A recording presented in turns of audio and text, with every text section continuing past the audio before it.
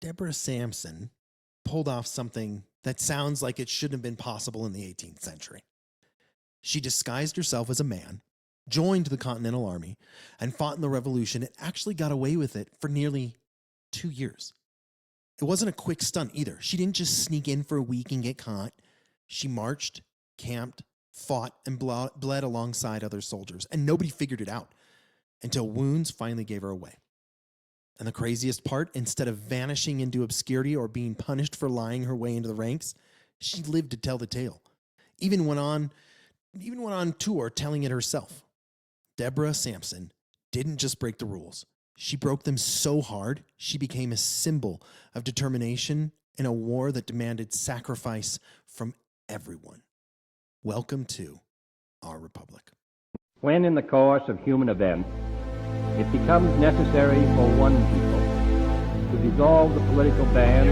Sailors and airmen of the Allied Expeditionary Force. Well, I think it's time we ask ourselves if we still know the freedoms that were intended for us by the founding fathers. Not Those three hallowed words reverently dictate what you ought to be, what you can be, what you will be. We pledge to each other our lives, our fortunes, and our sacred honor.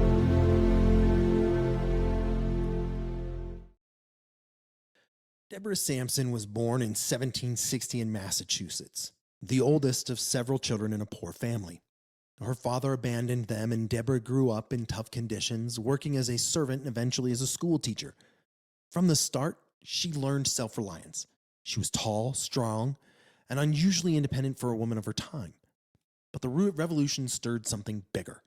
She wanted to serve, not just as a supporter, but from the sidelines, right? But as a soldier in the field. In 1782, with the war still raging, Deborah disguised herself as a man, calling herself Robert Shirtliff.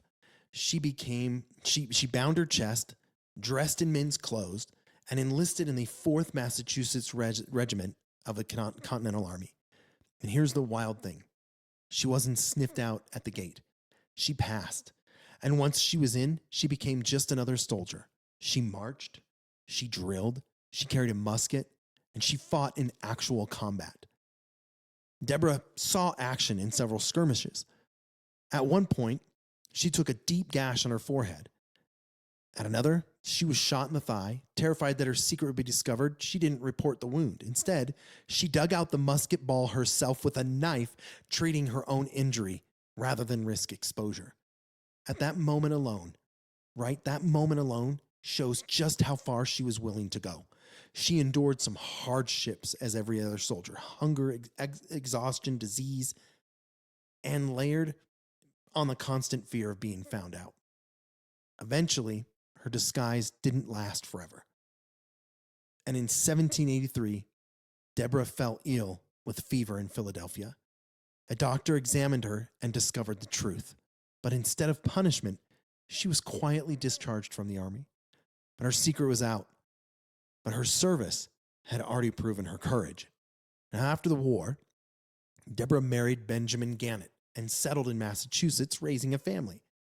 But she didn't disappear into domestic obscurity. In the 1790s, she actually went on a lecture tour telling the story of her service, often dressed in her old uniform. Audiences were shocked and fascinated. In time, she petitioned for a soldier's pension,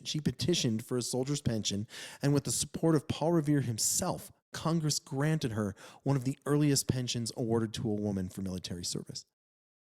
She died in 1827, remembered as a trailblazer who refused to accept the limits of her lifetime. Deborah Sampson, servant, teacher, soldier. She disguised herself again as Robert Shirtliff, marched with the Continental Army, and proved that courage doesn't care about gender. She wasn't in it for the fame. She wasn't looking to make a statement. She wanted to fight for her country, and she did. Through wounds, secrecy, and danger, she showed that the revolution's call for liberty reached further than further than even the founders realized. I really appreciate you listening. I know this one's short. I'm pretty sure there's more stuff out there. You can go and look up anything she may have taught on the tour. But I find this absolutely fascinating. And I often wonder, did the men actually know she was a woman and didn't care because she just wanted to fight, so they let her? Or were they actually that blind to the fact that she was a woman? I really appreciate you taking the time to listen. And remember, history isn't boring. It's the story of one disguise, one musket, and one soldier rewriting the rules and breaking the rules just to prove they belong. I will see you next time.